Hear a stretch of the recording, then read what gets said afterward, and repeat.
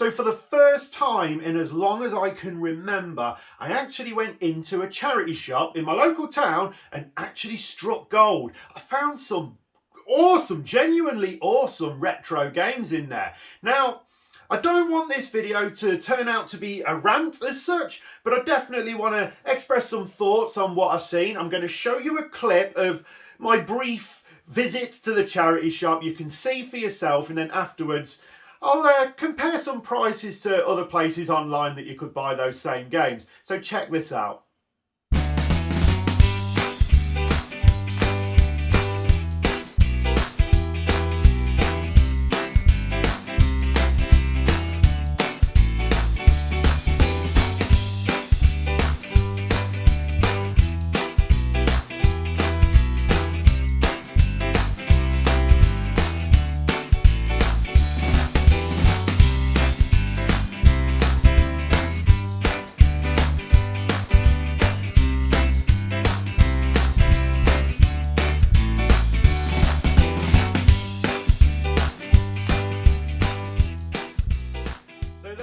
Now I imagine you know exactly which direction this topic's going in, having seen that for yourself. Now, before I compare some cheaper eBay listings and CEX boxed and unboxed prices, I just want to start off by saying I actively support charities whenever I can. I really do want them to make as much money as possible from the stock that's donated to them, but I just felt this sudden urge of disappointment when I seen those out in the wild for the first time in literally forever, knowing that I wasn't actually going to be buying them.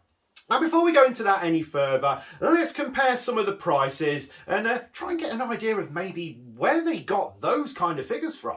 So let's start off by looking at the couple of Game Gear games they've got. Now, first of all, we have a ridiculously overpriced copy of Sonic 2. They're asking 15 quid. Now, sure, it does come with a manual, but CEX only want £3 for this unboxed and a tenner for it boxed.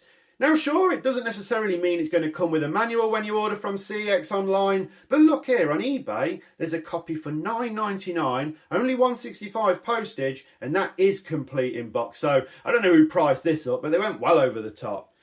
Now we have Echo the Dolphin at £10, also comes with a manual. It's the odd one out on this list because the rest of them are all 15 quid, so yeah, they decided to go a little bit lower with this, but I don't know why, because CEX only want £4 for it unboxed and a tenner for it boxed.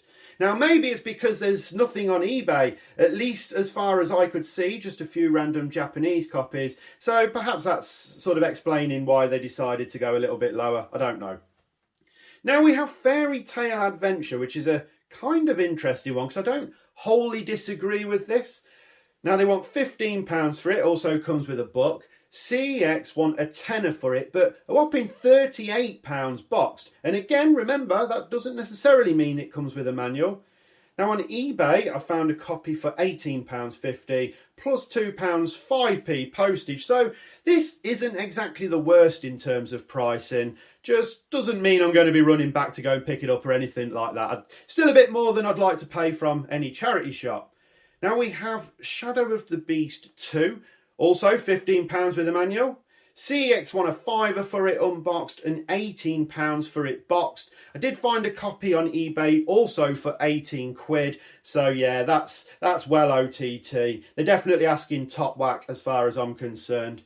Now finally we have the utterly legendary Golden Axe. This one's just the cartridge, there's no manual. Now they want £15. CEX want £12 unboxed. Remember, you are paying postage on that, so I'd say they're sort of sat at the exact same price as what CEX want. It's £25 boxed.